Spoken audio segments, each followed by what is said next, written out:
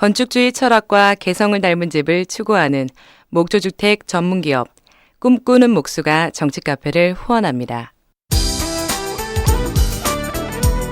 노회찬의 증문즉답. 네, 이번 주 증문즉답은 이른바 간통죄에 대한 그 위헌 판결에 대해서 여러 독자들이 질문을 해오셨는데 그 중에 하나가 이렇게 소개할 만한 또 논쟁적. 자, 질문 들어보겠습니다. 노회찬의 증문즉답. 안녕하세요. 사연캐스터 정의당 기획홍보실 임은성입니다. 오늘은 두 가지 사연을 소개해드리겠습니다.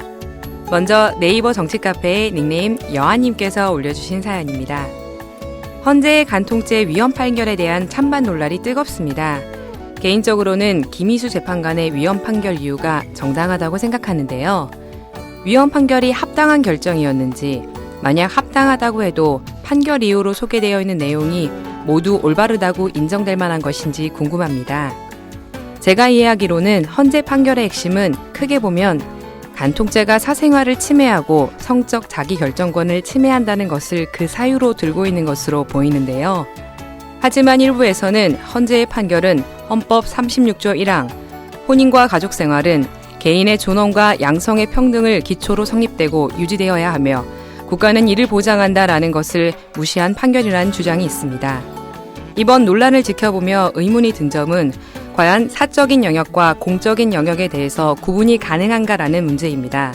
간통죄를 사적인 영역의 과도한 침해로 본다면 같은 논리로 비정규직, 노사관계, 성매매 역시 개인과 개인의 신체의 자유와 행복 추구권에서 비롯되는 계약의 자유에 따른 사적인 영역으로 치부할 수 있게 되고, 그렇다면 이건 역시 국가의 개입이 정당하지 않다고 볼 수 있는 건가요? 라고 보내주셨습니다. 예, 뜨거운 쟁점에 대해서 뜨거운 의견 개진이 있었습니다. 위헌 판결을 받아들인다 하더라도 그 이유가 썩 이제 납득이 가지 않는다. 그런 식으로 따진다면 다른 문제들도 이제 연이어서 발생할 수 있지 않느냐 하는데, 실제로 이번에 위헌 판결 내리면서 헌법재판관들의 의견이 다 같지는 않았어요. 예. 특히 이제 위헌이라고 판결한 헌법재판관들도 조금씩 이제 강조점의 차이가 있었는데요. 주로 이제 다수설이라고 볼 수 있는 5분의 재판관은 성과 사랑은 형벌로 통제할 사항이 아닌 개인에게 맡겨야 할 문제다라고 하면서 정조 의무 위반이 비도덕적이긴 하지만 법으로 형벌로서 처벌할 사항은 아니다. 이렇게 밝혔습니다. 여기에 대해서 이제 김희수 이분은 기억나시죠? 지난번에 통합진보당 해산 결정 때. 예, 해산 결정 때도 이제 소수 의견 냈던, 해산은 반대한다라는 의견을 이제 냈던 분입니다. 이분은 이제 비슷하면서도 좀 다른데, 이분은 뭔가 하면은 모든 이 간통죄가 다 처벌을 지금 하게 돼 있거든요. 그러니까 간통죄도 유형이 있다는 거죠.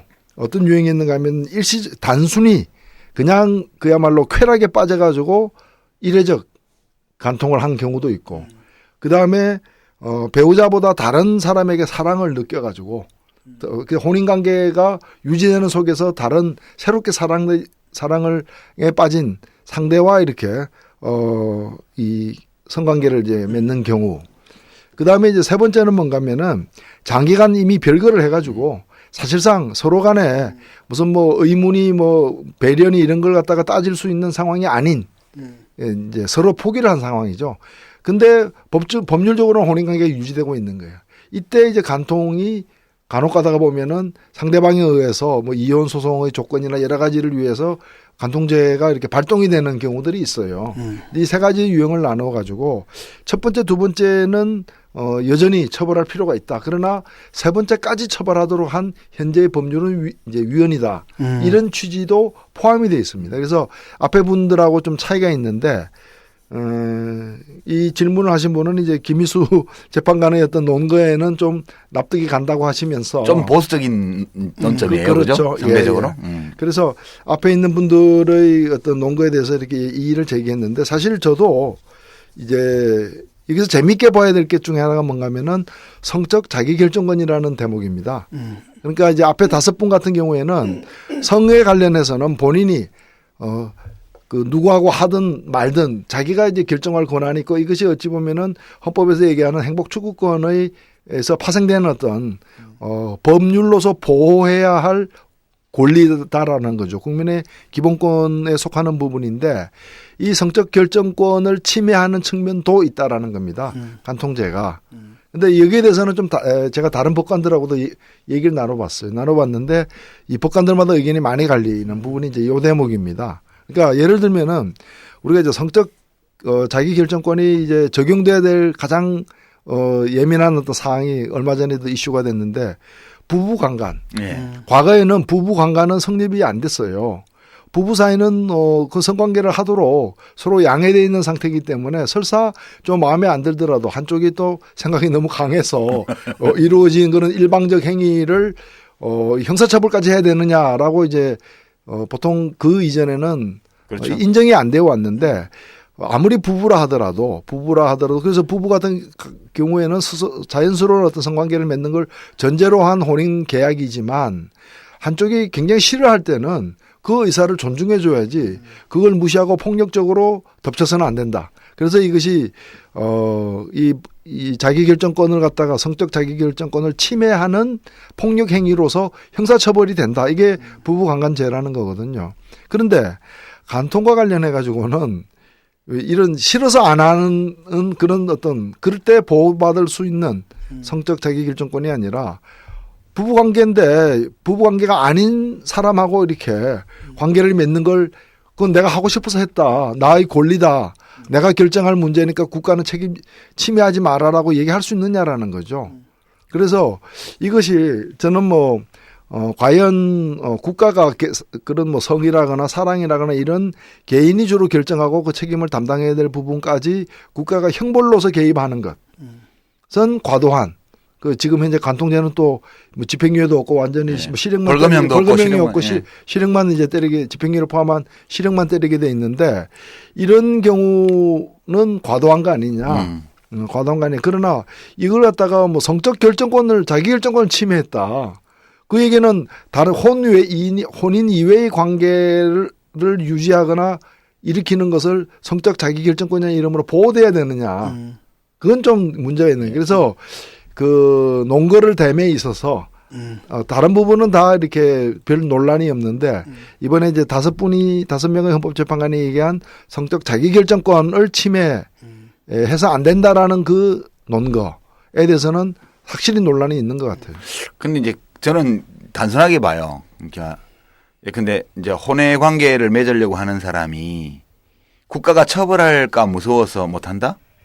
또는 그 법이라는 게 잘못한 사람 처벌하는 목적도 있지만 그것이 예고됨으로써 법으로 정립되어서 예고됨으로써 예방하는 기능도 있잖아요. 근데 되게 이제 남자고 여자고 간에 두려운 거는 혼인 관계가 깨지는 게 두려운 거 아니에요? 그러니까 서로에게 충실해야 될 의무, 결혼할 때 서약했던 그거를 위배하는 행위를 했을 때 그로 인해서 혼인 관계가 파탄에 들어갈 수 있다는 것이 두려운 거지. 그게 국가가 나를 처벌하기 때문에 두려워서 못한다? 실제 그런가? 그런 생각이 좀 들더라고요, 저는.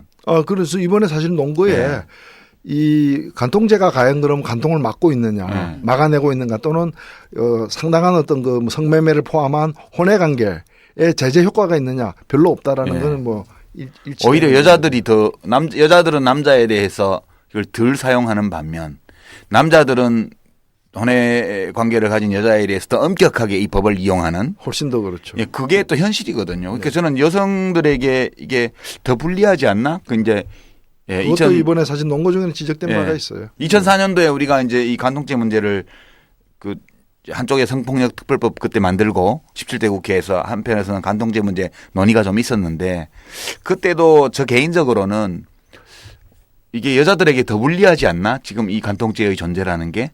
법리적으로 어떻든 상관없이 현실 속에서 보면 여자에게 더 불리하게 악용되고 있다, 이 법이. 그런 것 때문에 저는 좀 폐지돼야 된다. 이게 원래 옛날에 우리나라가 해방 직후에 이른바 봉건정의 축첩제가 많았잖아요. 그래서 그것을 이제 근대적인 일부 일처제로 강제하기 위한 법적 조치로 도입한 걸로 저는 알고 있거든요. 그런 취지가 있었죠. 그런데 이제 근데 그것도 그 축첩 자체를 이 죄가 이 친고죄거든요. 예. 그래서 본부인이 양해하에 처벌 둔 경우에는 처벌 본부인이 그 고발하지 않는 한, 그럼요. 고소하지 않는 한 이거 처벌이 아니었어요. 근데 그래서 어쨌든 처벌을 없애는데도 그렇게 효과적이었던 건 아니었어요. 근데 어쨌든 간에 뭐 일부 일처제라는 게 그래서 관철은 된 거 아니에요. 어느 정도. 그렇죠. 그러니까 그러다 제도상으로는. 보니까 이게 사실은 다른 측면들이 부각이 되는 거죠. 주로 이제 또 우리나라 같은 경우에 이제 이혼을 하게 될 때 경제적으로 굉장히 처지가 어려워지는 여성들의 어떤 그 실태 때문에 이혼 그 부정이 있어도 이혼을 안 하려고 안 하려고 이 간통죄를 활용해 가지고 이혼을 막거나 아니면은 이혼하려 그러면 간통죄를 집어넣는다 이런 식으로 이제 해가지고 이혼을 막거나 아니면은 이혼을 하게 될 경우에 구속시켜 가지고 위자료를 더 많이 받아서 경제적인 어떤 저 보호 장치를 만들려고 했던 그런 측면도 사실은 있어요. 그래서 간통죄의 유지론자들이 주로 내거는 것이 이제 그런 측면에서의 어떤 여성 권익 보호인데. 이 법으로 인해 가지고 여성들의 권익이 침해되는 경우들도 왕왕 더 많고 또 이제 결혼에 대한 사회경제적 어떤 환경이 과거에 비해서 많이 변했기 때문에 이제 새로운 판결에 도달을 한 건데 그중에 직접적 계기가 된 것 중에 하나는 제가 보기에 왜 그러면 2008년 7년 전에는 헌법재판소에서 이걸 이제 합헌으로 했다가 5대4로. 예. 그 아슬아슬했지만은 지금 했느냐는 건 그 사이에 이 7년 사이도 누적되어 온 어떤 세태의 변화도 반영이 이번에 새로운 판결에는 되었고 또 하나가 무시 못할 게 헌법재판소 법이 작년에 바뀌었어요. 어떤 구절이 바뀌었는가 하면은 위헌 판결을 했을 때 그럼 기존 법률에 따른 결정들이 뭐 손해배상을 예, 해서 소급 이제 새로운 걸로 인해서 소급 적용이 다 되도록 돼 있었다는 거죠. 근데 작년에 법을 바꾼 건 뭔가 하면은 가장 최근에 결정에까지만 소급되도록 돼 있어요. 그러니까 2008년도에 만일 이걸 간통을 위헌이라고 했으면은 해방 이후에 모든 간통에 관련된 판결 전부 다가 소급 적용의 대상이 되는 재심의 대상이 되는데 감당이 안 되는 거죠. 예, 감당이 안 되는데 이번 판결로 인해서 2008년 그 지난 판결 이후 거만 되는 거예요. 그거만 몇천 건 정도. 예, 몇천 건밖에 안 되는 거예요. 그러다 보니까 유일하게 지금 쟁점 남아 있는 게 뭐 정가말소. 옥소리 씨. 예, 예. 옥소리 씨는 뭔가 하면은 간통 사실은 합헌 판결 전에 일어났고 판결은 그 간통에 대한 유죄 판결은 합헌 판결 이후에 이루어졌기 때문에 그 시점을 행위시로 보느냐 판결시로 보느냐에 따라서 달라지는 쟁점만 지금 하나 남아 있어요. 그건 옥소리 씨 경우를 보면 전 개인적으로 그래요. 박철 씨하고 옥소리 씨 연예인들인데 저는 박철이 되게 못났다고 생각했어요. 그게 혼인관계가 파탄에 이르렀으면 둘이 만나서 깨끗이 정리를 하든가 그렇게 하지 동네방네 나와가지고 뭐 몇 년 동안 몇 번밖에 안 했다느니 그런 얘기하면서 그게 옛날에 우리말로 하시면 오쟁이진 거 아니에요. 그러니까 좀 모자랐다고 나와가지고 그러니까 그런 사실 그래갖고 피해를 본 거는 사실은 옥소리 씨가 엄청나게 피해를 본 거 아니에요. 그러니까 그 해프닝 자체도 간통죄를 형벌로서 처벌하는 그게 있기 때문에 그런 사단이 그렇죠. 벌어진 거예요. 예. 이게 없었으면은 둘이 민사로 그냥 자기들끼리 우리 더 이상 뭐 결혼 관계 유지할 수 없으니까 이렇게 저렇게 조건을 합의해 가지고 헤어지자 안 되면 뭐 아니 법이 있어도 그렇지. 법이 있어도 혼인관계가 파탄이 났으면 원인에 대해서 서로 얘기하고 자기 잘못이 있으면 고칠 의사가 있으면 고쳐서 회복을 하든가 영 고칠서 회복할 의사가 없으면 갈라서든가 그래야지. 법이 있다고 해서 그거를 법을 가지고 걸고 이건 진짜 난 못난 짓이라고 생각해. 법에 대한 찬반을 떠나가지고 남자로서 나는 그런 생각. 예. 여자가 그런 건 좋아. 원래 취지가 그런 취지가 있으니까. 근데 남자가 그거 거는 건 난 진짜 그거는 진짜 못난 짓이라고 봐. 예, 앞으로 걸 사람들은 우리 유시민 작가 한번 만나고 거세요. 아, 이제 그 문자 못 걸어. 이제 또 못 꺼내 이제는. 이제 못 걸어. 못 걸어. 자, 다음 질문 그럼 또 들어볼까요? 두 번째 사연은 역시 네이버 정치 카페를 통해 닉네임 무점님께서 보내주신 사연입니다. 중앙선관위의 정치관계법 개정 의견을 보던 중에 독일식 정당 명부 비례대표제와 권역별 비례대표제의 차이점에 대해 선뜻 이해가 되지 않아 질문을 보냅니다.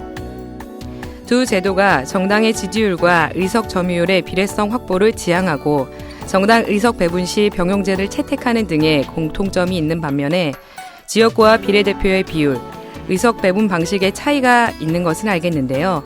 그 외에 어떤 공통점과 차이점을 가지는지 궁금합니다. 현재 한국 정치 상황에서 가장 이상적인 제도는 어떤 것인지도 궁금합니다. 노회찬 대표님이 스웨덴식 중대 선거구제가 정당 득표율에 따른 비례성을 확보할 수 있다면 도입을 고려해 볼 수 있다는 말을 하셨던 걸로 기억하는데요. 이 제도에 대해서도 분석해 주시면 감사하겠습니다. 라고 보내주셨습니다.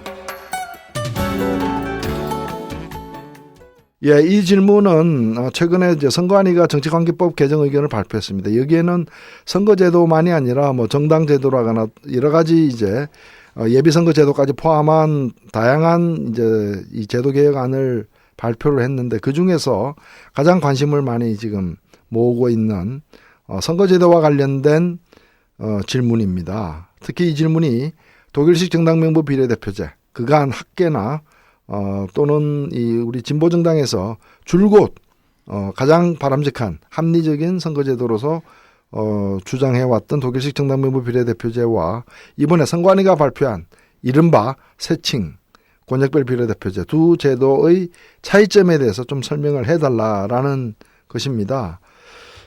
이거 굉장히 지금 중요한 부분인데요.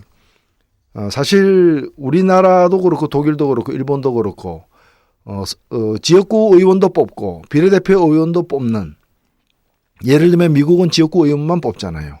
그리고 스웨덴 같은 나라는 비례대표 의원만 사실 뽑는 거거든요. 그런데 비해서 우리는 둘 다 뽑으니까 이런 걸 혼합형이라 그래요.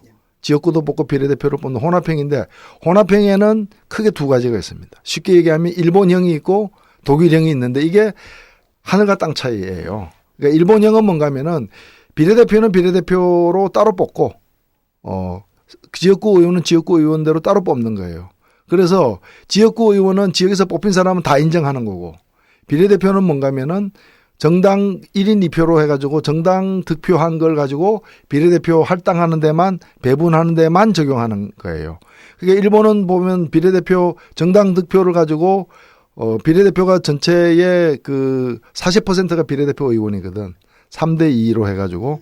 그러니까 40% 의원, 그러니까 500명 중에서 40%면 200명. 예, 200명. 중의원 같은 경우에는 200명에 대해서만, 40%에 대해서만 각 정당이 득표한 그 득표율을 적용해서 나눠 갖는 거죠.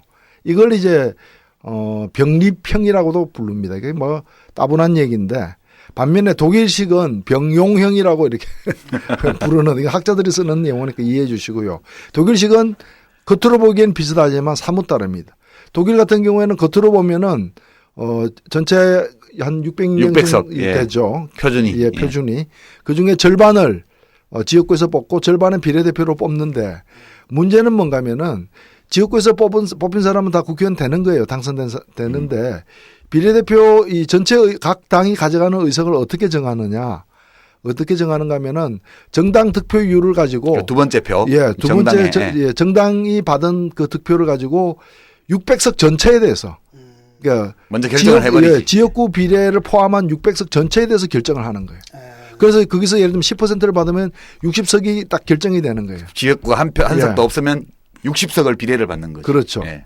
근데 이제 이 60석 중에서 뭐 결과적으로 권역별로 계산하긴 합니다만은 그 과정을 제가 생략하고 말씀드린다면은 지역구에서 한 명도 당선 안 됐으면은 그 60석 중에서 비례대표 60번까지가 당선되는 거고, 그렇죠.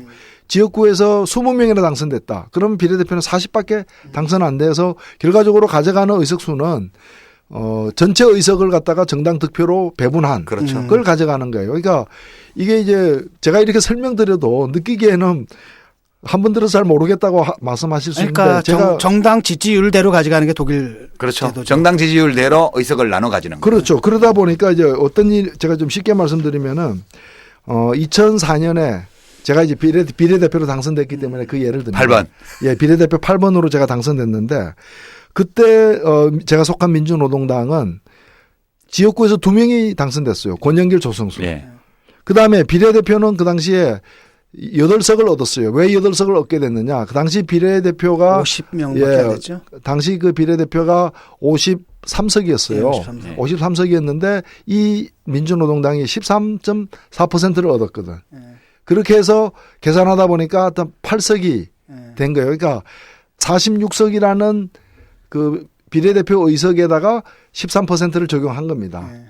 적용, 그렇죠. 적용한 비례대표 의석 전체 곱하기 0.13 그렇게 네. 한 거고 독일식으로 하면 300석 곱하기 0.134를 하게 되니까 그렇죠. 기본적으로 그 한 43석 정도를 40석 이상을 아니, 그러니까 빠지는 거 빼면 40석 받는 2004년 거예요. 선거에서 저도 사실 그때 8번이었기 때문에 제가 당선이 안 되면은 자민련의 김종필 전 의원이 당선되는 그래서 새벽 2시까지 맨 마지막까지 제가 그래서 몇 표째였죠? 299명 중에서 제가 꼴찌로 당선된 네. 사람이에요. 제가 되는 바람에 김종필 의원이 당시 그렇게 9선이었는데 10선이 안 되고 말았죠. 그 0.01%가 모자라 가지고 네. 당선이 안 된 거예요. 김정필 근데 씨가.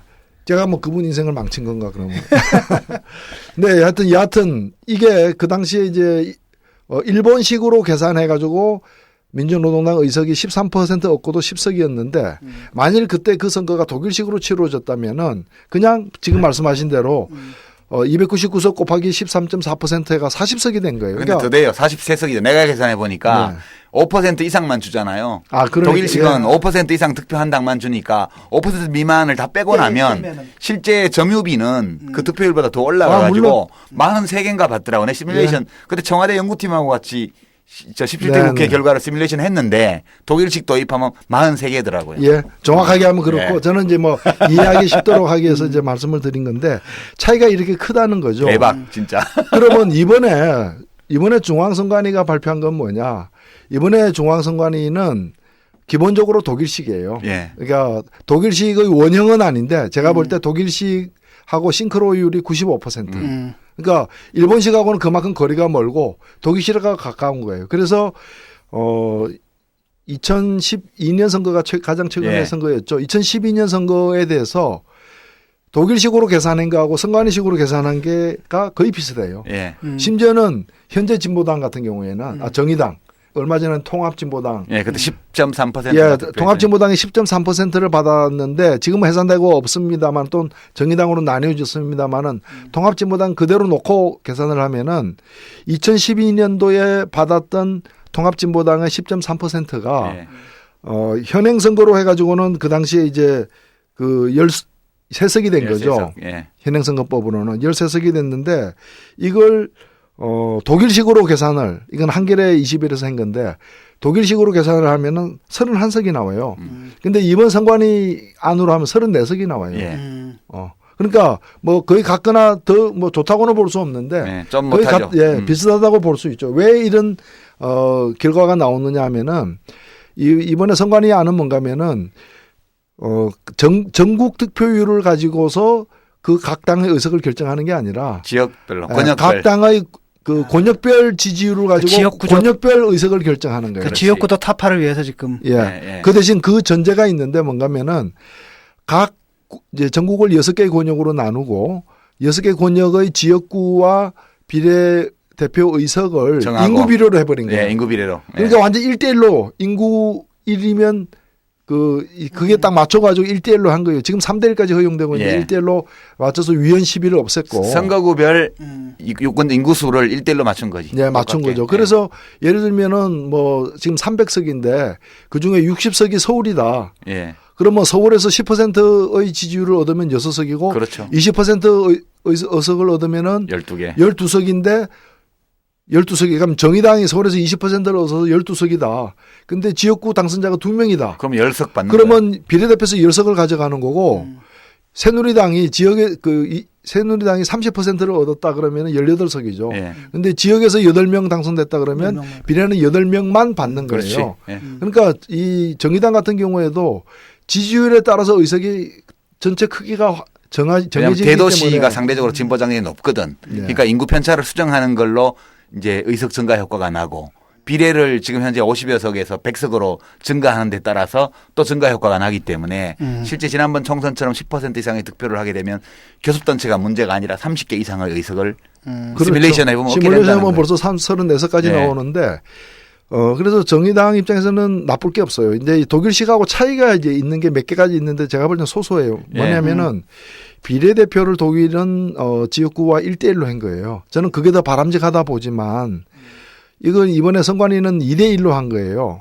그런데 의석에 있어서는 확보하는 의석에 있어서는 2대1로 하나 1대1로 하나 차이가 없어요. 조금 차이가 있는 거죠. 조금 차이가 있지만 그 정도 차이는 용인할 수 있는 용인할 수 있죠. 왜냐면은 1대1로 하려면은 지금 지역구를 150으로 줄이려면은 100명을 날려보내야 돼요. 예. 100개의 지역구를 없애야 되는데 이거는 굉장히 힘든 일이에요. 근데 46개만 없애서 200개를 보장해 주려면 이건 또 좀 타협하기가 좀 더 쉬워지는 그렇죠. 측면이 있기 때문에 실익이 적지 않다고 보고 그런데 또 하나 차이는 뭔가 하면은 이 독일식은 전체 전국을 놓고서 득표율 하나 가지고 전국 의석을 정하는데 이번에 권역별로 나눠서 권역별로 의석 정해서 그걸 합을 해가지고 전국 의석을 만드는 거거든요. 근데 왜 이런 방식을 독일과 다른 방식 이것 때문에 뭐 예를 들면 정의당에서는 좀 논평해서 독일은 그게 예. 소위 그 초과 의석이라 그래서 맞습니다. 의원 정수가 확정이 안 돼요. 선거 결과가 나올 때까지는 600석에서 어떨 때 10석까지 늘어나기도 하고. 왜냐면은 그런다고. 그 독일 같은 경우에는 지지율로 득표율로다가 정당 득표율로 의석을 정하고 그다음에 그 지역에서 당선된 사람은 100% 보장을 하잖아요. 그러니까 지역에서 당선된 사람의 비율보다 정당 지지율이 낮으면은 자기가 할당받은 의석을 초과할 수밖에 없거든. 그런데 영남 권역이나 호남 권역에서 1번이나 2번이 의석 전체를 휩쓸어요. 그죠? 그러면 이제 우리 같으면 전체의 3분의 1을 먹어버릴 거 아니야. 근데 득표율은 기껏해야 50%밖에 안 나온단 그렇죠. 말이에요. 그러면 비례 한 명이 안 돼도 실제로 당선된 숫자가 50%를 넘어가 버려. 그러니까 의원 정수가 확정이 안 되고 선거 결과에 따라서 왔다 갔다 하기 때문에 약점이에요. 그거는. 그래서 독일식 제도에. 약점이죠. 네. 그 선관위 하는 그런 점에서는 좀 좋은 점도 있어요. 그러니까 초과 의석 발생이라는 아주 우리가 좀 네. 낯설은 그런 새로운 제도를 독일은 쓰고 있지만 굉장히 복잡해요. 계산법이 예, 그게. 그래서 굉장히 복잡해. 두 번, 세 번 그러니까 독일 사람들은 그 기질이 그래서 그걸 잘 받아들이는데. 또 그거에 대한 자부심이 있어요. 예. 그 복잡한 계산을 끝내 우린 다 한다 이거야. 한다는 걸 자부심이 있는데 이번에 선관위 방안은 뭔가 하면 초과 의석을 발생시키지 않게 하기 위해서 예, 그거는 더 마련한 나은 거예요. 일종의 국려지책이면서 좀 더 진보된 그러니까 절반을 비례로 하면서 요 방식으로 하면 그게 최고인데 예. 최고는 지역구를 그렇죠. 너무 많이 줄여야 되니까 현실상. 그래서 또 하나 문제가 뭔가 하면 독일은 무소속이 없잖아요. 예. 근데 우리는 독일식으로 하려면 무소속을 없애야 돼요. 그러면 또 다른 문제 제기가 나오는 거예요. 그러니까 무소속이 존재하는 한에서는 독일식으로 할 수가 없는 측면이 있어요. 그런 점에서 선관위 하는 제가 볼 때는 꽤 괜찮은 유일한 단점이 50대 50이 아니라 이제 2대 1인 예. 이 지역구와 66대 33이라는 거. 그래서 너무 이 선관위 안을 갖다가 한참 모자란 안으로 습관적으로 이 디스할 건 아니다. 예. 이것은 어찌 보면은 꽤 괜찮은. 우리 셋이 모여서 얘기하다 보면 정의당의 당론하고 좀 우리는 평당원이잖아요. 우리 평당원이니까 마음대로 해도 되죠. 마음대로 해도 되죠. 차이 날 때가 꽤 많아. 보완 효과가 있으니까. 예.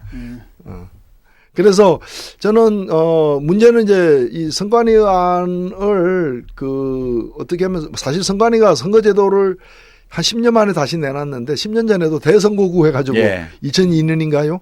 그래서 꽤 괜찮은 안을 내놨었어요. 그래서 안만 좀 괜찮은 건 내놓을 게 아니라 이걸 이제 좀 열심히 토론해가지고 저는 이거 국회에 맡겨가지고 새누리당이 자기 의석 줄어드는데 이 안을 반대할 명분이 없으니까 말은 안 하고 예. 힘으로.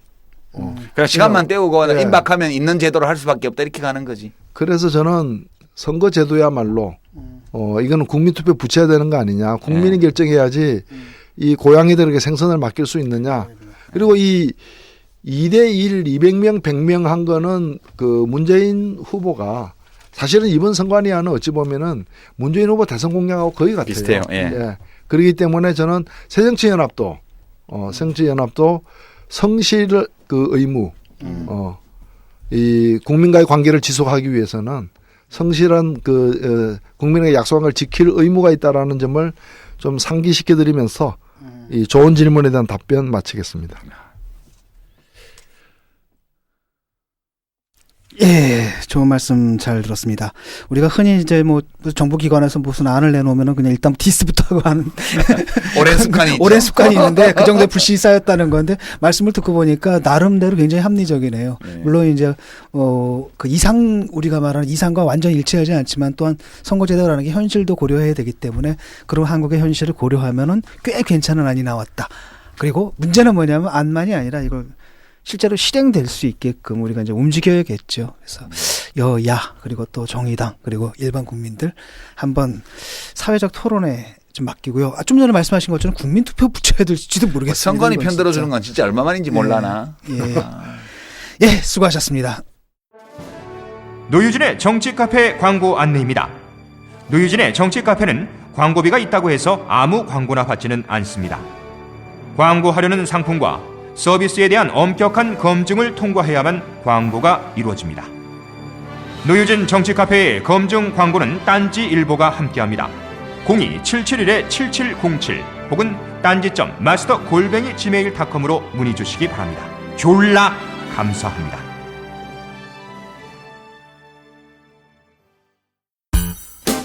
유시민의 타임라인. 예, 오늘 2015년 3월 2일 지금 오후인데요.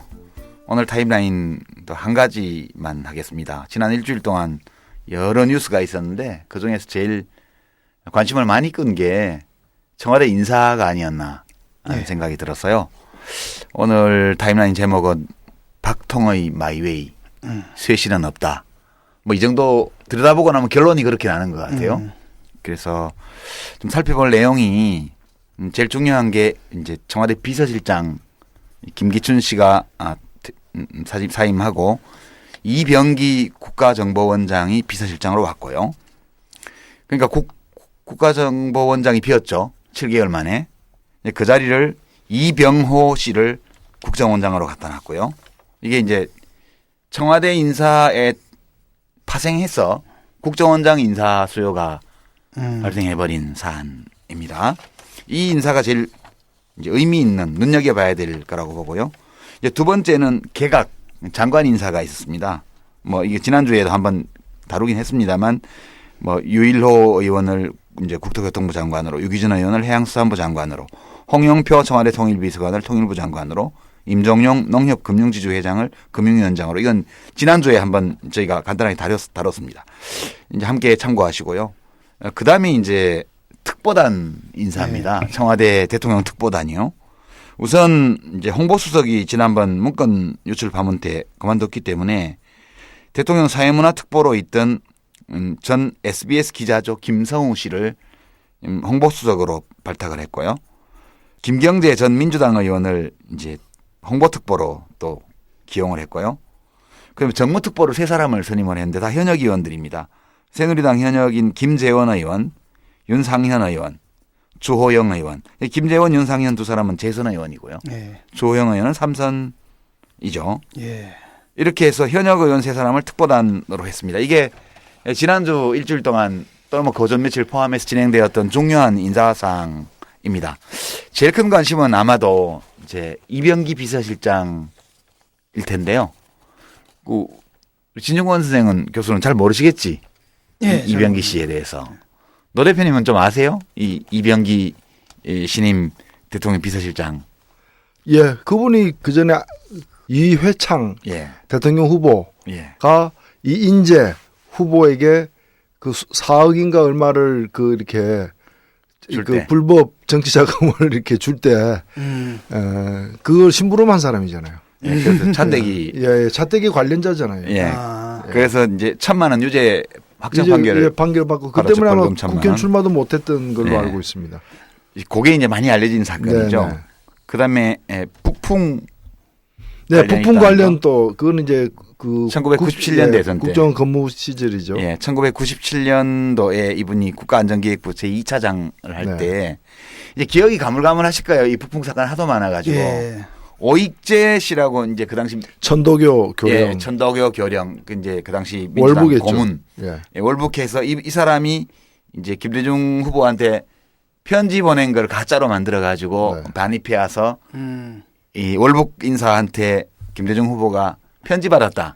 이게 간첩 조작 사건 비슷한 겁니다, 사실은. 그거 만들어냈던 사람이에요. 현직에 있을 때 이제 이런 정도 알려진 사실인데요. 이제 곧 이제 청문회장에 나오게 되면 이제 인생 타임라인이 다 밝혀지겠죠. 미리 맛보기로 제가 잠깐만 정리해드리면. 야, 근데 화려하시네. 뭐 차떼기 하시고 북풍도 하시고.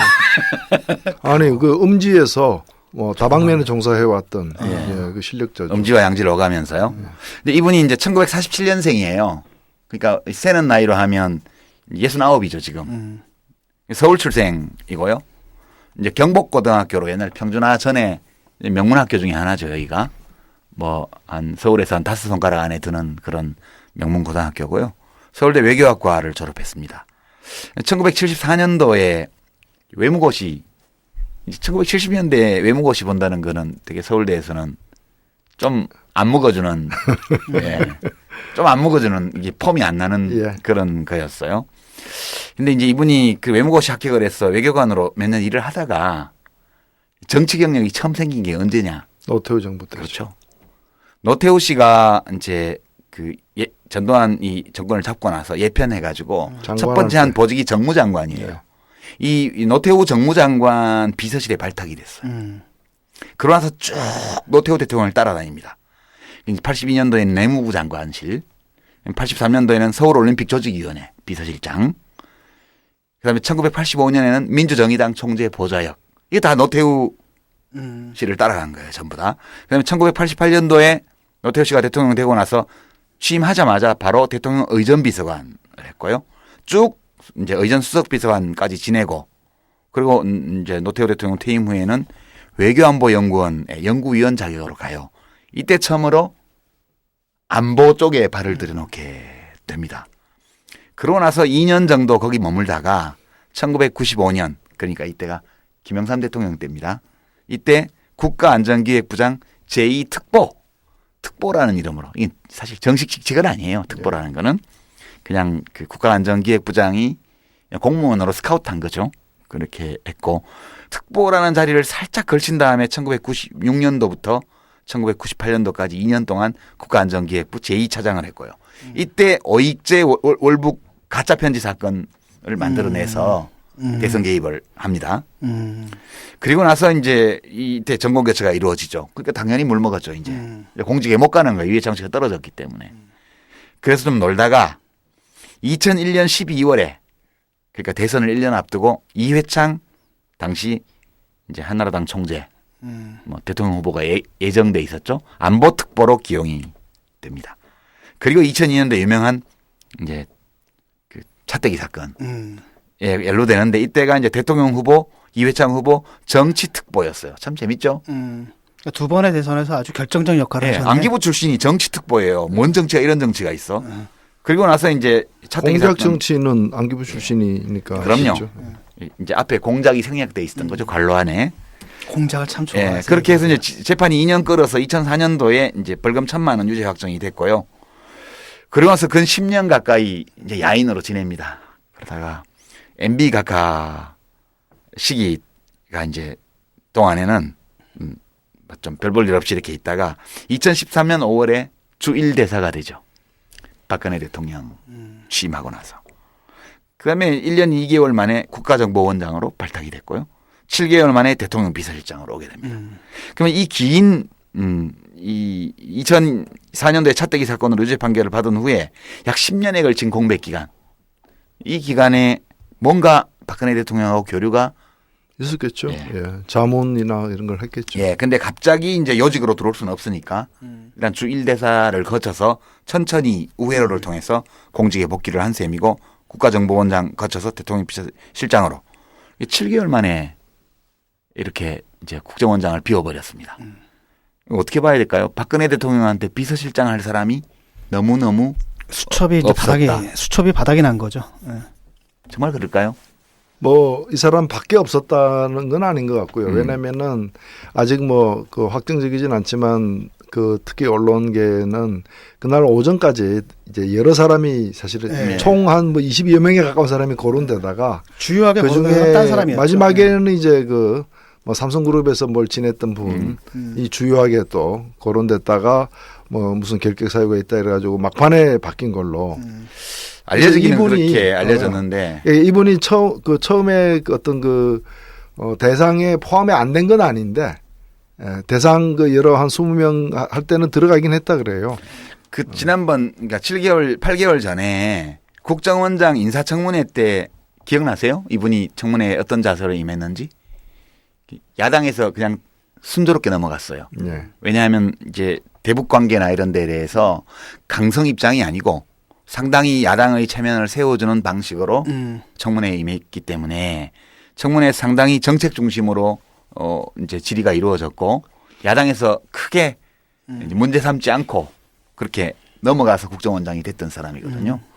국정원장에 부임하고 나서도 아주 강한 정치색 또는 정치 편향 이런 건 나타내지 않은 걸로 이제 이 정보가 네. 많이 들어옵니다. 네. 그래서 야당에서도 이번에 아직은 이제 이병기 비서실장 지명자에 대해서는 청문회도 없잖아요, 이거는. 비서실장은 예. 없죠. 그러니까 그냥 대충 좀 뭐 잘해줬으면 하고 이제 기대하고 넘어가는 분위기인데요. 근데 전 좀 판단이 달라요. 박근혜 대통령이 왜 이 사람을 썼을까요?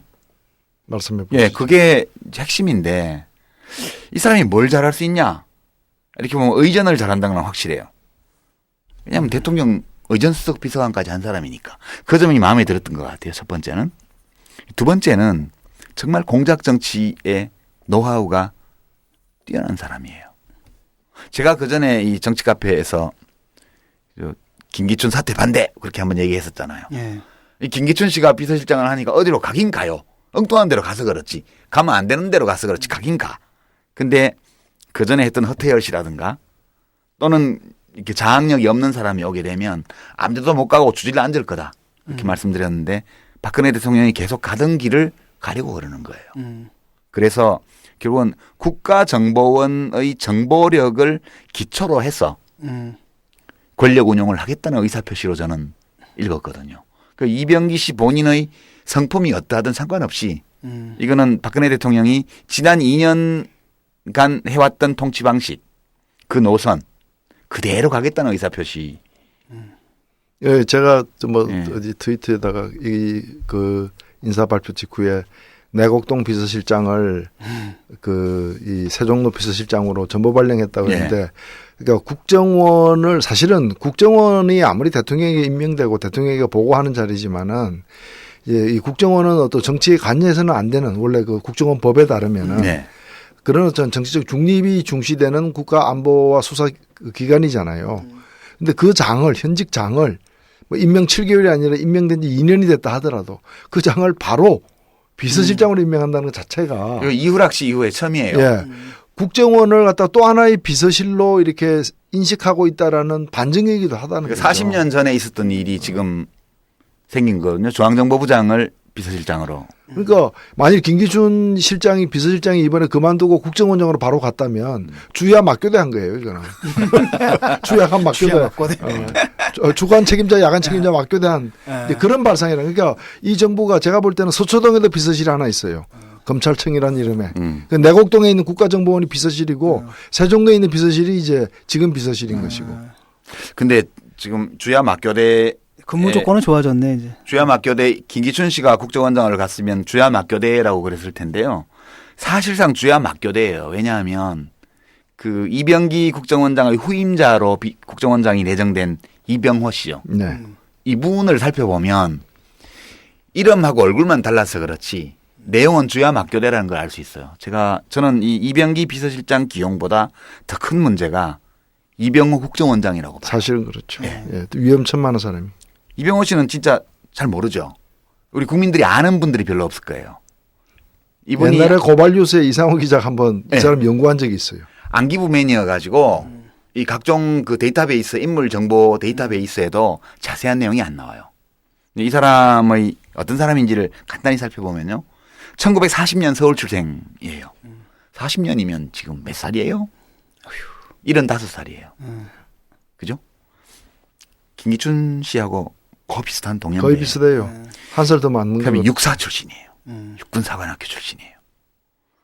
그리고 이제 이 군 생활을 하고 나서 언제 정보기관으로 들어왔냐. 이 사람이 48살 때입니다. 안기부에 1988년도예요. 노태우 정부 출범 직후에 안기부의 국제국 국장으로 들어옵니다. 국제국, 국제파 쪽에 들어와서 그 2년 후에 1990년에 주미대사관의 공사로 나가요. 이 대사관 공사라는 거는 안기부 무관을 안기부 얘기하는 거죠. 책임자가 가는 그러니까 거죠. 해외 정보. 이 주미대사관 공사로 갔다는 것은 해외 정보 파트에서 엘리트였다는 엘리트 대접을 그렇죠. 받았다는 특히 뜻이죠. 이제, 예. 주미대사관의 무관으로 간 거니까요. 미국을 중심으로 그 북미 쪽에서 벌어지는 모든 정보전을 총괄하는 자리라고 봐야죠. 돌아와서 1993년도에 안기부 2차장. 이 안기부 2차장이라는 자리가 참 묘한 자리입니다. 안기부 2차장은 여기 이병기 비서실장 지명자도 안기부 시절에 2차장을 했잖아요. 예, 국내 파트 아니다라는 그렇지. 거죠. 예. 대북 그다음 국제 그렇죠. 담당이죠. 그러면서 북풍 같은 걸 만들 수 있는 위치예요. 그쪽 대북 또는 미국에서 오는 정보, 러시아, 중국 관련 정보들을 독점하고 있기 때문에. 그리고 있다가 이제 정권 교체가 됐잖아요. 1997년도에. 그러니까 밀려납니다. 안기부에서 국정원에서.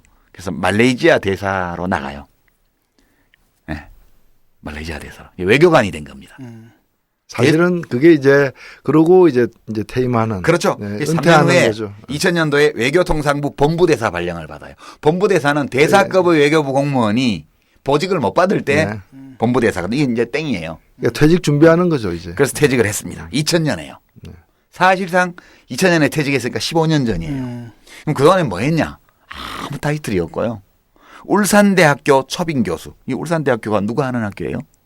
여기가 정몽준 씨 학교 아닌가? 정몽준 씨 학교. 그죠? 이 초빙 교수라는 거는 그냥 타이틀만 교수예요. 나도 옛날에 좀 해봤는데. 네, 나도 해봤습니다. 정식 교수는 아니고 그냥 예우 삼아 이런만. 초빙만 하고 예. 이제. 그리고 이제 강의를 일주일에 뭐 한 3시간짜리 하나 할 수도 있고 안 할 수도 있고. 이게 경력의 전부입니다. 그러니까 안기부 떠난 지는요. 그러니까 지금 국정원이죠. 국정원 떠난 지는 벌써 20년이 됐어요. 그다음에 공직을 떠난 지는 15년이 됐어요. 그동안에 아무런 정치 활동이나 공직도 공식적으로 없었던 사람이에요. 이 사람을 불쑥 국정원장으로 발탁을 했습니다. 궁금하죠? 어떻게 해서 발탁이 됐지? 이런 사람이. 무슨 관련이 있었나요? 박근혜 대통령. 그래서 이 정도면 발탁이라기보다는 이제 발굴에 해당되지 않나요? 고고학자들이 주로. 근데 제가 추측을 해봤는데요. 이 사람이 어떻게 해서 국정원장으로 발탁이 됐을까? 물론 국정원 출신이긴 하지만 짐작컨대 박근혜 대통령과 가까운 사이는 아니었던 것 같아요. 그 수첩에 말하자면 옛날부터 있었던 사람은 아니고 비교적 근자의 수첩에 올라갔을 가능성이 많아요. 그리고 칼럼. 그렇죠. 빙고. 칼럼. 왜냐 문창극도 그렇게 발탁하잖아요. 이제 이 사람과 공통적인 사람이 있는데 문화일보에 칼럼 쓰다가 발탁된 사람이 있었죠. 윤창중 씨. 윤창극. 윤창중 씨. 윤창중. 문창극 씨는 중앙일보고. 맞아, 윤창중. 윤창중 씨의 문화일보 칼럼이 말썽을 많이 일으켰던 칼럼이고. 네, 박근혜 후보에게는 굉장히 감동적이었다고 그래요. 그럼요. 아, 그래서 제가 이병호 씨의 칼럼을 조사를 했어요. 이 사람은 칼럼니스트가 아니에요. 근데 언제부터 칼럼을 쓰기 시작했냐 하면 포털 검색을 해보면요. 2000년도에 공직을 완전 떠나고 나서는 어떤 것도 검색이 안 돼요, 뉴스가. 근데 언제 처음 되냐? 2011년 3월에 문화일보에 기고를 합니다. 문화일보에. 그러니까 정기적으로 칼럼을 쓰던 사람이 아니고 가끔씩 문화일보나 동아일보나 이런 데 기고를 했던 사람이에요. 조선일보에도 기고한 적이 있습니다. 근데 이제 최초로 검색되는 칼럼이 문화일보 2011년 3월 2일 날 실린 건데요. 이때 이제 뭔 일이 있었냐 하면 인도네시아 특사단이 이 서울에 어디 호텔에 묵고 있는데 국정원 직원들이 망신당한 거 있죠. 어설프게 그 공작하다가 호텔 뽀야대 잡힌. 예. 호텔 종업원한테 걸려가지고 망신당한 사건이 났을 때예요. 이때 이 사람이 칼럼을 기고를 해서 뭐라고 얘기했냐면 일부 이런 건 다 하는 거다. 어느 나라 정보기관이나 문제는 들킨 거다. 일부 국정원 직원의 실수 사례를 가지고 필수적인 국가정보 기능을 위축시키는 우를 범해서는 안 된다. 질책하는 것도 중요하지만 국정원이 심기일전하여 더 유능한 프로 정보기관으로 성장할 수 있도록 이해하고 성원을 보내야 된다. 내가 해봐서 하는데 이렇게 딱 나옵니다. 이게 이제 지금 캐치가 우리가 지금 찾을 수 있는 첫 번째 칼럼이었고요. 그다음에 간간히 칼럼을 내는데 2012년도에 그러니까 약 1년 3개월이 지나고 나서 다시 칼럼을 내요. 이때 칼럼의 주제는 뭐였냐 하면 6.25를 맞아서 냈는데요. 이 칼럼의 주제는 이런 거예요. 북한의 적화 의지 빌미가 되는 종북 세력을 철저히 제거하는 것이 국가안보에서 가장 우선해야 될 일이고 우리 내부에 북한을 추종하고 돕는 세력을 방치한 채 대북 정책을 거론하는 것은 탁상공론이다. 국가보안법은 이 냉전 상황에서 여전히 냉전 상황으로 규정을 하고요. 나라를 지키는 최소한의 법적 장치고 국가정보요원과 대공수사관들은 냉전의 전사다. 천신만고 끝에 검거한 간첩이 몇 년 뒤 국회의원이 되어서 국가보안법을 조롱하고 담당 정보요원과 수사관들을 허탈하게 하는 어처구니 없는 사태가 또 일어나서는 안 된다. 이게 이석기 씨를 겨냥한 거예요. 민영탁 사건 관련자를. 이 칼럼이 실립니다. 이게 대선을 얼마 앞두지 않았던 시점이죠. 그리고 이제 2012년 11월 30일, 이게 대선을 하루 앞두고요. 제가 참 이 칼럼을 보면서 박근혜 대통령하고 이때 맺어진 것 같다. 대선 직전이야. 이 사람은 이 무슨 직책을 맡거나 뭐 그러지는 않았어요. 근데 뭐라고 썼냐 하면 향후 5년은 한반도 미래의 골든타임이다. 골든타임. 외상 환자는 골든타임 내에 어떤 치료를 받냐에 따라 생사가 결정된다. 마찬가지로 차기 대통령의 리더십에 따라 한반도의 미래가 좌우된다. 국가안보는 대통령의 고독한 결단 영역이다. 오직 대통령만이 짊어지는 짐이다. 국민에게 물어볼 수 없다.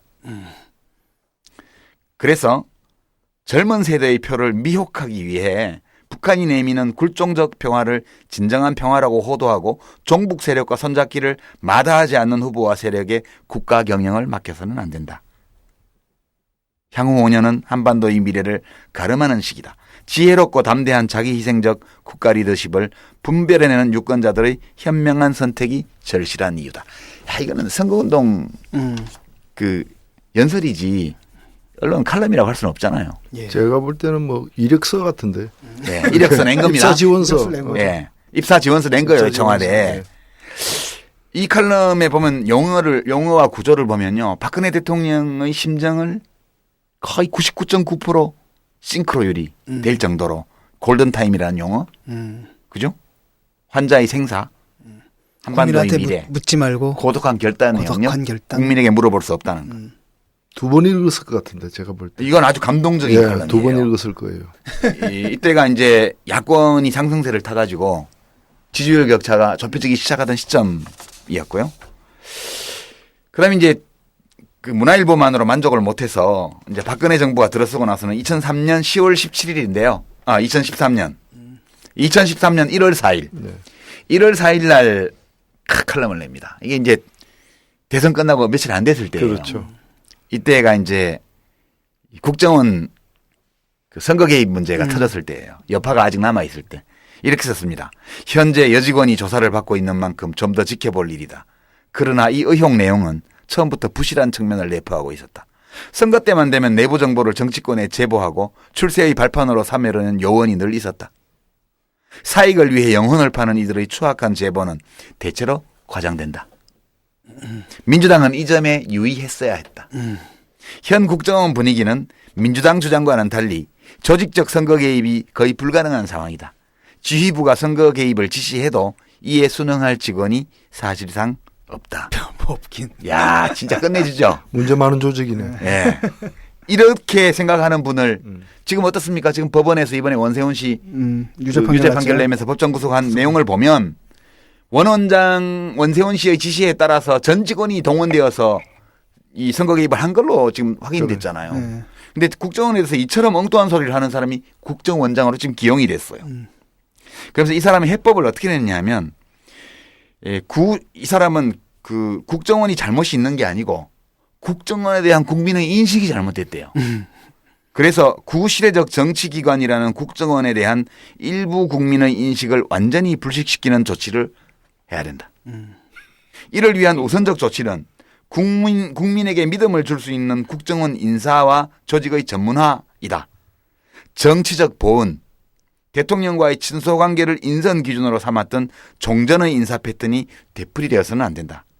그렇게 되면 국민은 예전과 똑같다고 생각하게 되고 국정원을 권력기관으로 보는 부정적 시각은 지속될 수밖에 없다. 나 시켜주세요. 그거예요. 나 시켜달라는 얘기잖아. 그렇지. 그러니까. 확실합니다. 그리고 나서 이제 2003년 10월 17일에 이번에는 동아일보에 투고를 해요. 이때는 이제 좀 이 문제가 좀 심각해져 있을 때인데 정치 개입 방지가 인류 정보 기관을 보장하지는 않는다. 이런 거예요. 정치 개입을 못하게 한다고 해서 정보기관이 인류가 되는 건 아니다. 반면 인류 정보기관이 되면 정치 개입은 자동 방지된다. 그동안 국정원의 정치 개입은 엄밀히 말하면 국정원장 개인의 정치 개입이다. 국가정보기관으로서 국정원의 본질적 역할과 기능을 철저히 인식하지 못한 채 국정원을 어설프게 지휘하다 일으킨 사달들이 바로 정치 개입 시비의 실체이기 때문이다. 내가 해야 된다는 얘기잖아, 그것도. 진단을 합니다. 국정원을 지속적으로 때리고 흔드는 것은 백해무익한 자해다.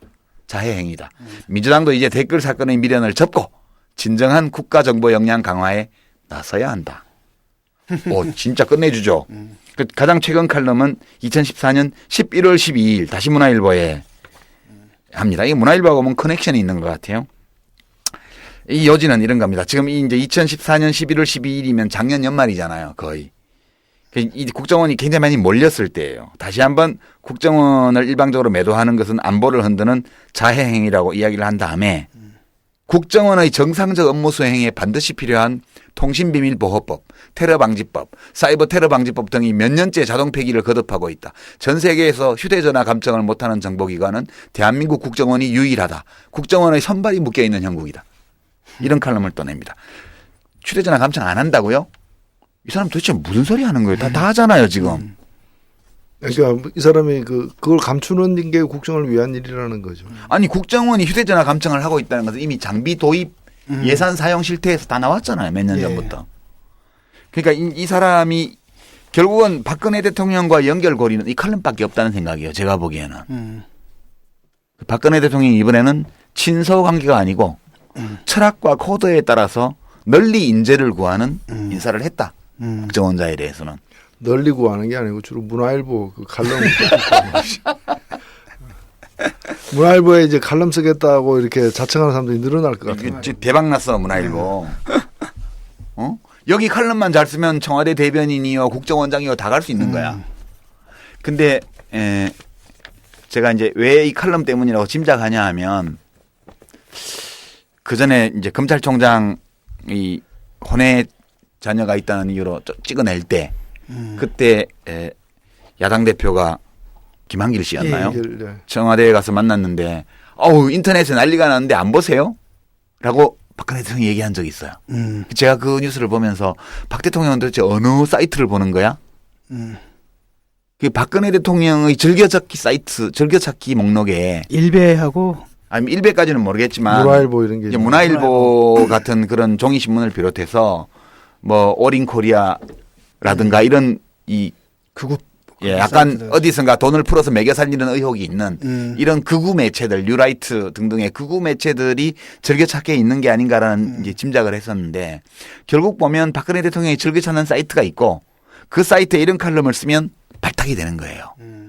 실제 학자들도 뭐 아직 발탁 안 된 사람들 중에도 보면은 그런 어떤 그 신문에 쓴 칼럼 때문에 예.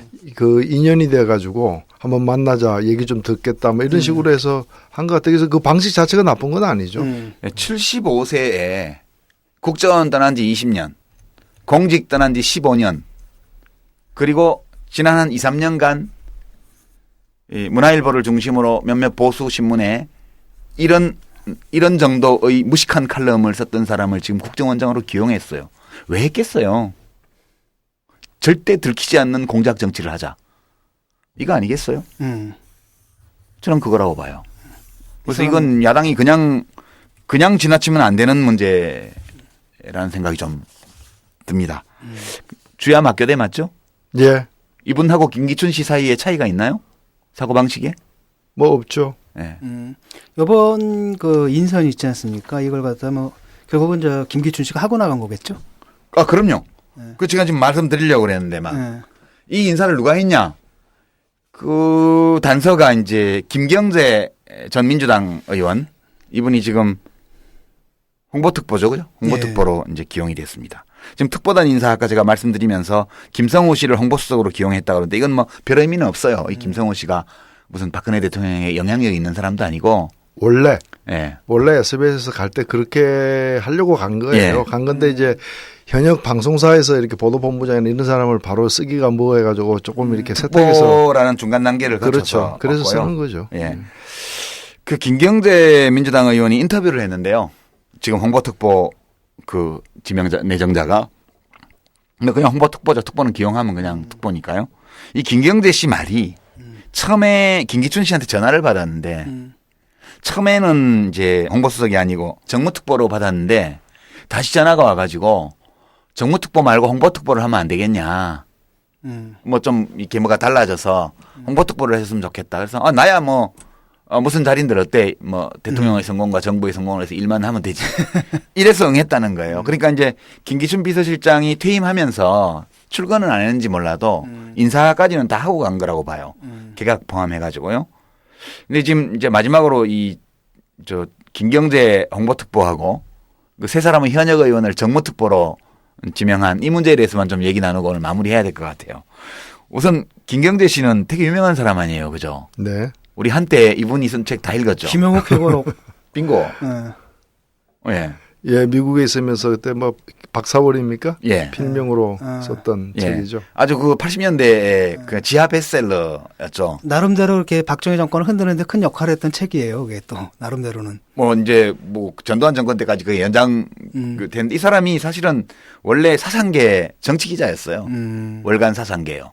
장준하 선생하고 하시던 그거였다가 1970년대 초에 이제 김대중 후보가 1971년 대통령 선거가 됐을 때 정치로 뛰어든 거예요. 그렇게 하고 있다가 이제 미국 나갔다가 유신 나고 나서 여권이 취소되는 바람에 자의반 타의반 미국 망명 생활을 한 15년 했습니다. 미국에서 이제 한인 신문을 하면서 이제 김대중 구출 운동도 많이 했고요. 15년 정도 미국에서 이제 활동하면서 그때 쓴 여러 권의 책 중에 제일 유명한 것이 김형욱 회고록이에요. 예, 그 김형욱 씨가 어디서 죽었나? 파리에서. 예, 파리에서 죽었는데 어떻게 죽었나? 양계장. 뭐 그 여러 가지 썰이 있죠. 살해됐죠. 예, 중앙정보부에 의해서 실종되었죠. 공식적으로는 실종되었는데 실종되었는데 사실상 살해됐죠. 예, 그래 이제 죽여서 자루에 담아서 세느강에 돌 넣어서 가라앉혔다는 썰, 양계장에 닭가공 기계에 갈아버렸다는 썰 등등 여러 가지가 있었죠. 하여튼 그 김형욱 실종 사건에 대한 여러 의혹이 있을 때 이 사람이 실종되기 전에 김형욱 씨하고 인터뷰를 계속해서 이 회고록을 쓴 거예요. 굉장히 유명한 좀 낙양의 직가를 올렸던 예. 문사였고요. 그렇죠. 예, 그리고 이제 과거에 전남 순천에서 2차례 국회의원에 당선이 되었고요. 그리고 2003년도에 이제 민주당 개혁이 좌절되면서 이제 분당이 됐을 때 그때 민주당에 남아서 이제 법사위에 사보임해서 들어가서 김기춘 씨하고 손잡고 노무현 대통령을 탄핵안을 통과시켰던 그 주역 중에 한 사람이고요. 지난번 대통령 선거 때 한강옥 씨 등등과 함께 박근혜 캠프에 가세 했었죠. 우리는 젊은 시절에 이분 책을 다 읽으면서 자랐기 때문에 마음이 약간 쓸쓸해요. 그죠? 근데 이 홍보특보를 잘 할 수 있을까요? 김경재 씨가? 뭐 문사 아니 이번에 맡음으로서 홍보했잖아요. 그거 이제 첫이자 마지막 아닐까. 김형욱 회고록만 홍보되는 거 아니요? 네. 아니 그러니까 뭐 야권에서 네. 뭐 일반인들에게는 뭐 야권 출신을 이렇게 또 기용을 했다, 중용을 했다, 뭐 이런 걸로 뭔가 이렇게 그 통합의 정치를 한 몇 시간 홍보했죠. 예. 예. 이분이 이제 통합의 정치 하시려면 나 같은 사람도 연락해서 한번 홍보에 대한 고견도 좀 듣고 그래야 되는 거 아니에요? 아니 뭐 지속적인 홍보할 의사가 있는지는 뭐 모르죠. 그냥 홍보 특보를 받은 거에 만족하시려나? 우리 정치 카페 한번 나오시든가. 나와서 김영욱 회고록 뒷이야기에 대해서 한번 하면 좋을 것 같아. 예. 예. 이제 마지막으로 이 정무특보에 대한 얘기를 좀 나눠야 되겠는데요.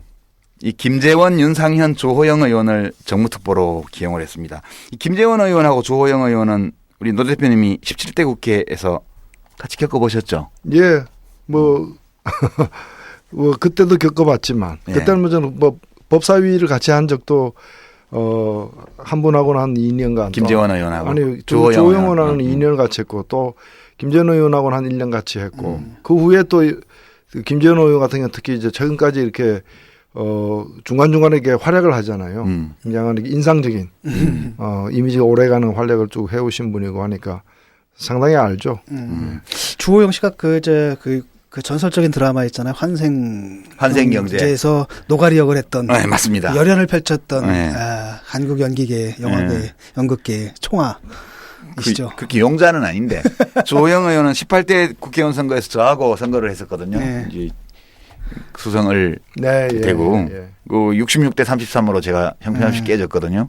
그만큼 훌륭하신 분인데 저를 더블 스코어로 하여튼 넣으시고. 합하면 100이네. 김재원 의원은 개인적으로 이제 고등학교 5년 후배고 개인적으로 잘 알죠. 저는 이제 검사 출신이고요. 주호영 의원은 이제 여기는 고령 청송, 고령 의성 고령 청송이 지역구입니다. 김재원 의원은. 주호영 의원은 대구 수성을이에요. 3선. 윤상현 의원은 인천 남구가 지역구인데요. 이분이 전두환 씨 X 사위였다는 거 아시죠? 그래요? 예. 네. 아니 81년도에 우리 대학 들어가지 않으셨나? 우리 82년도에 그 유명한 82년도인가? 사건인데. 그 전두환 씨 따님이 서울대 맞아 다녔어요. 예, 그 학년 그 81학번인가 82학번일 거예요. 네. 좀 다니다가 너무 분위기가 그러니까 미국 유학을 갔죠. 네. 근데 윤상현 씨가 서울대 경제학과 출신인데요. 네. 1985년도에 결혼해서 미국으로 유학을 갑니다. 네. 2005년에 20년 살고 이혼을 했어요. 그러니까 한참 이제 그 장인이 잘 나갈 때 그때 결혼해서 미국 가서 박사도 하고 뭐 하고 다 하고 20년 살고 2005년에 이혼하고요. 롯데그룹의 그 신격호 씨 조카 딸하고 되게 제일 좋아요. 예, 그때 유명한 연애 결혼이었죠. 예. 연애 결혼이었고 뭐 그 미국 가서 애 낳은 다음에 관계는 뭐 일찍이 좀 멀어졌던 것 같고 그래서 이제 자연스럽게 한참 있다가 나중에 이렇게 정리가 된 거. 그리고 이제 박근혜 대통령을 누나라고 부른다는 것도 널리 알려진 사실이죠. 그러니까 이제 이 정무특보 세 사람을 보면 주호영 의원은 원래 친박이었다가 2007년 대선 때 탈박을 해서 이제 이명박 쪽으로 사실상 가담을 했었고요. 이 사람 때문에 박근혜 당시 낙선한 박근혜 후보가 굉장히 마음이 상했다는 얘기도 있었어요. 그래서 다시 이제 MB 정부 때 특임 장관을 했고 재주가 좋아요. 잘 비벼요. 그리고 이제 박근혜 정부 들어서는 다시 친박으로 복박이 된 거죠. 돌아온 친박이. 김재원 의원은 시종일관 친박이어가지고 18대 때는 공천을 못 받았죠. 19대 때 공천 받았어요. 이른바 공천학살 때 이제 잘리네. 네, 됐고요. 근데 이제 소위 친박으로 소문난 재선 3선 의원 세 사람을 현역 의원 세 사람을 정무특보로 지명했습니다. 당은 어떻게 되는 거예요, 그럼? 뭘 의미하는 거죠? 그러니까 당에 대해서 뭐 요즘 사람들 말로 디스한 거죠. 특히 이제 지금 당 대표에 이어서 작년에 또 이 원내대표까지 비박 혹은 반박 이렇게 친박이 아닌 계열에서 이렇게 친박 쪽과 이렇게 그 경선을 해서 그것도 경선까지 해가지고 이겼죠. 박근혜 그 정부와 다른 박근혜 대통령과 좀 이렇게 다른 쪽에서 있는 사람들이 지금 된 거 아니에요. 근데 지금 소통이라는 것은 그 대통령이 주체가 되어서 한편으로는 여당과 한편으로는 야당과 소통하는 거 아니에요. 그럼 그 소통에 적합한 사람, 양쪽 다 이렇게 사이가 좋거나 말 잘 통하거나 평소에 관계가 좋은 사람이 그 역할을 맡아야 되는데 어찌 보면은 지금 당하고 현재 당 지도부하고 정반대 편에 서 있는 사람을 소통하겠다고 데려놨다는 얘기는 소통 안 하겠다라는 얘기고 오히려 보면 당 비주류에 대통령이 직접 힘을 실어주는 이게 뭐 거의 이제 어찌 보면 이게 뭐 내란 세력까지는 아니더라 하더라도 이 반지도부 세력에게 힘을 실어주는 행위인 것이죠. 그러니까 이분들이 보면 또 그동안에 특히 그중에 몇 분은 친박 중에서도 좀 일종의 탈레반. 탈레반격인 육탄 돌격대격인 분들인데. 예, 윤상현, 김재원은 거의 탈레반급이고요. 예. 주호영 그렇죠. 의원은 약간 이선에서 활동을 하지만 그래도 이제 소문난 친박입니다. 복박이죠. 근데 이제 보통 정무특보라고 하면 이제 정무니까요. 국회를 상대로 하는 거거든요. 기본적으로. 업무 역할이 정무특보가 원래 뭘 하냐 하면 여야 의원들을 만나서 민원도 듣고 불만도 접수하고 건의사항도 듣고 애로사항도 듣고요. 특히 대통령 몫으로 쓸 수 있는 그 지방특별교부금이 있어요. 특별교부세 중에서 그러니까 배분해 주는 거. 예, 특별교부세를 나눠주는데 거기서 전통적으로 보면 뭐 이제 청와대 몫이 좀 있어요. 그거 가지고 이제 이렇게 충성하는 지역구 의원들한테 주물딱.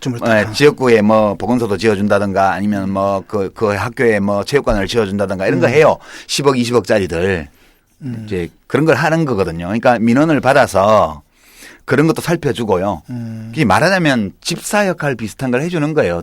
정치적인 면에서. 근데 이 지금 친박 세 사람을 왜 했을까? 그게 지금 노 대표님은 이 사람들을 통해서 당 지도부를 상대 안 하고 당 지도부는 지금 당대표도 김무성 비박. 나름대로는 이제 당을 장악하기 위해서 좀 줄 세운다. 당 이거죠? 지도부를 견제하는 의미가 있지 않겠습니까? 그렇죠. 예. 당 지도부와 대화하겠다는 뜻이 아니에요. 유승민은 탈박. 김무성도 옛날에는 친박이었다가 탈박. 지금 비박이에요 다. 그럼 당 지도부가 원내외 다 비박으로 돼 있고 그 당권 선거 원내대표 선거에서 다 일방적으로 큰 표차로 졌단 말이에요. 친박이. 근데 이 소문난 친박 탈레반 세 사람을 정무특보로 임명했다는 거는 당 지도부와 대화하고 잘 풀어나가겠다는 뜻이 아니고 이 사람들 통해서 내가 당하고 대화하겠다. 니들하고 안 놀아. 이렇게 비칠 가능성이 되게 많아요. 그래서 유승민 원내대표가 좀 불만을 얘기를 하는 거거든요. 그렇죠. 예. 나올 수밖에 없는 불만이고 또 다른 한편으로 보면 이런 모든 정치적 고려를 떠나서 국회의원이 그래도 헌법기관이란 말이죠. 그러니까 우리 헌법에 따르면 이제 국무총리나 국무위원을 겸할 수는 있어도 이 헌법기관인 국회의원을 갖다가 행정부 일을 통할하는 사람의 거의 이제 보좌관으로 쓰는 거 아니에요. 이거 자체가 상권분립에 위배되는 거죠, 심각하게. 제가 이제 참여정부 때 겪은 걸로는 이강철 나중에 시민사회에서 그랬지만 그 사람이 이제 정무특보 역할을 했단 말이에요. 네. 유인태 의원도 이제 국회의원이 아닐 때 좀 그런 역할을 했고 이분들이 어떻게 역할을 하냐면 제가 보건복지부 장관을 할 때 이제 이강철 씨가 이제 그 정무특보 역할을 하고 있을 때인데 전화가 와요. 민원 전화예요. 장관한테 민원 넣는 거예요. 대통령 특보니까 전화 통화가 언제든 연결이 되잖아요. 그럼 민원을 넣으면 그게 어떤 민원이냐 하면 주로 야당 민원이더라고요. 야당 의원들이 부탁한 민원들이에요. 그럼 왜 대통령 특보가 야당 민원을 장관한테 넣느냐 하면 그렇게 민원을 들어줘야 대통령이 뭐 부탁할 때 가서 내 지난번에 그 뭐 보건소도 하나 만들어주고 이래 했는데 좀 봐줬어. 대통령 면도 좀 있고 내 면 봐서 좀 봐줘서 이게 이제 되는 거거든. 그래서 주고받기를 하는 거예요. 그렇게. 근데 지금 이 세 사람을 했다는 거는 이거는 여당 지도부하고 대화하겠다는 뜻도 아니고 이 사람들은 야당하고 대화할 수 없는 사람들이에요. 친박 탈레반을 하면서 워낙 원수가 져가지고. 그러니까 이거 근데 왜 했을까? 저는 그렇게 했어요. 이거는 박 대통령이 당을 디스하려고 했다기보다는 장악하려고 이 사람들의 민원을 받아준 측면이 커요. 그치. 왜냐하면 이 세 사람은 다음번에 공천이 위태로워요.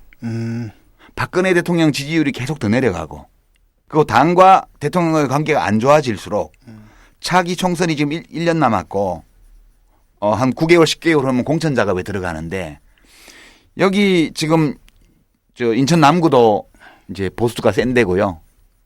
그다음에 대구하고 이 성주 의성 청송 이런 데는 성주 청송 이런 데는 무조건 거기 1번이 되는 데 아니에요.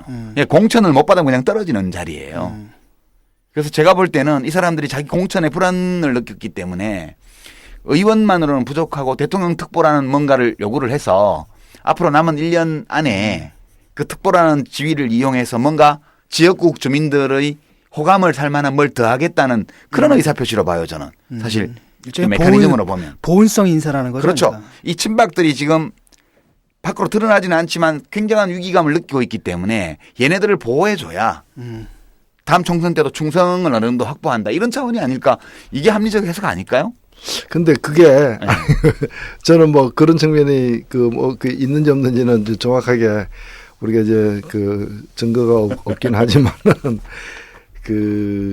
이런 의문은 들죠. 사실은 이제 그렇게 이제 해석을 할 수도 있겠는데 그렇게 되면은 그는 박근혜 대통령의 정무 특보를 하면은 그게 다음 공천 받는데 유리한 건가? 정무특보 자리를 이용해서. 야, 그게 지금 현재 이제 나가기만 하면 당선되는 지역의 대체로 의원들인데 그런 사람들이 대통령 특보로 해가지고 자기 지명도 높이고 뭔가 이렇게 정치적 중량감이 더 확보되어 가지고 그것이 공청에서 더 강한 경쟁력으로 평가받게 되느냐. 그러면 좋지만 안 돼서 떨어지더라도 무소속으로도 붙어볼 수 있는 기반을 만들겠다는 거예요. 근데 이제 오히려 관건은 내년 이제 새누리당 공천의 관건은 이제 제가 볼 때는 이 친박과 비박 간의 어떤 일대 혈투일 거예요. 일방적으로 예. 친박이 밟힐걸요. 제가 예. 보기에는 그러니까. 일방적으로 친박이 밟힐 가능성이 커요. 그런데 지금으로서는 사실은 그렇게 확인된 게 확정적으로 지금 드러난 건 아닌 것이고 서로 안 밀리려고 별별 수를 앞으로 이제 무리수를 많이 쓰게 될 거예요. 앞으로 이제 그런 혈투에 의해서 결판날 가능성이 아니, 큰. 근데 재밌는 게 주호영 씨가요 특임 장관을 할 때 그때 이제 노 대통령 뭐 돌아가시고 뭐 그랬을 때 아니에요. 그래서 저하고 어디 이제 시내에서 우연히 같은 장소에서 마주쳤는데 연락처를 달라고 막 그러더라고. 그래서 이 사람이 특임 장관 돼가지고 이제 대화 좀 하려나 보다 야당 쪽하고도. 그래서 연락처를 줬더니요. 전화 그 후로 특임 장관 하는 동안 전화 한 번도 안 왔고요. 자기네도 홍보 스팸 문자 메시지 있잖아요. 그것만 보내더라고. 그래서 이 세 사람이 뭘 할지는 뻔해요. 제가 볼 때는 주호영 씨는 의원은 이미 특임 장관이 사실상 정무특보인데 대통령의 그때 이미 그런 전력이 있고요. 그래서 저는 이거는 사실 합리적으로 해석하면 박근혜 대통령의 필요 때문에 만들어진 정무특보가 아니고 이 정무특보 세 사람 자신의 필요 때문에 만들어진 자리일 가능성이 대단히 높다는 쪽에 500원. 근데 어쨌든 간에 그 사람들이 그렇게 원했다 하더라도 대통령이 그 명색에 이 특보라는 게 요즘에는 달라져 가지고 이번에 이제 새로 특보 제도를 갖다가 신설을 하면서 수석 비서관 회의에 그러니까 수석 비서관 회의가 거의 매주 열리는데 그게 배석하게 돼 있어요. 예. 그러면 이 국회의원들이 그 삼선되는 국회의원들이 그리고 지도부하고 전혀 어찌 보면 소통이 제일 안 되는 네. 또 소통할 의사가 거의 없는 그런 사람들이 정부 특보란 이름으로 수석 비서관 회의에 앉아가지고 회의하고 나와가지고 호가호위 할 거 아니에요. 내가 그렇죠. 특보인데 예. 그건 결국 지도부 교란 행위죠, 사실은. 이제 여기서 온갖 상상을 다 할 수 있는데요. 현직 국정원장이 비서실장으로 왔잖아요. 또 그 빈자리 국정원장 자리에는 이 정치 공작의 달인이 갔잖아요. 그러면 특보로서 청와대 수보회의에서 왔다 갔다 하면서 청와대하고 인맥을 더 가깝게 해서 뭘 얻을 수 있겠어요? 많은 정보를 얻을 수 있죠. 하여튼 무궁무진한 상상력이 발휘될 수 있는 무궁무진한 공간이 있는데 결국 이 세 정무특보 자리라는 것은 대통령을 위한 자리라기보다는 이 세 사람을 위한 자리일 가능성이 많다 하는 게 제 주장이고 당분간 이걸 밀고 나가보려고 그래요. 아니 결과적으로는 그 소통을 하기 위해서 만들어진 자리에 앉은 사람들이 소통의 장애 요인이 될 거라는 거죠. 100%입니다. 그거는. 예. 그러니까 이게 이런 인사가 어딨냐 이거지. 이 나라 망치는 인사인 거죠. 이 상권 분립 운운 하기 전에 예. 상권 분립 뭐 등등의 이야기를 꺼낼 것도 없어요. 꺼낼 것도 없고 이거는 친박 탈리반에게 완장을 채워준 거예요. 사실은. 근데 별로 먹히지도 않는 완장이야. 겨우 그 사람 완장 찬 먹히는 사람 지역만 돌아다니겠지 이제. 자기 완장 찬 사람 한 사람 먹거리는 만들 수 있을 정도의 그런 정무특보지 뭐. 예, 그렇게 봐요. 종합적으로 보면 이제 마무리해야 될 것 같은데 비서실장 기용 그 빈 국정원장 자리에 이병호 국정원장을 기용한 거. 그다음에 정무특보 자리에 이렇게 현역 의원들 친박 탈레반을 임명한 거. 이 모든 걸 볼 때 박근혜 대통령은 그냥 무엇인가를 바꿔야 되겠다는 생각이 전혀 없거나 경우의 수 1, 경우의 수 2 절대 바꾸면 안 된다고 생각하거나 그냥 내 길을 가겠다. 예, 어느 쪽이든 상관없이 집권 3년 차의 박근혜 대통령의 노선은 마이웨이 노선이다. 저는 그렇게 봐요. 그래서 뭐 야당이든 국민들이든 뭔가 바뀌리라고 기대를 좀 하시는 분들이 있는데 안타깝게도 그 기대는 충족되기 어려울 것 같다는 게 이번 인사를 보면서 드는 소감입니다. 예. 이미 아무 일도 안 하고 있지만 더 격렬하게 아무 일도 안 하겠다. 뭐 이런 의지의 표현인 것 같습니다. 흥미진진해요. 오늘 저 BGM 저 타임라인 BGM은 꼭 마이웨이로 깔아주시기 바랍니다. 그 좋은 노래를 이런 데 깔면 됩니다. 예, 수고하셨습니다. My friend, I'll say it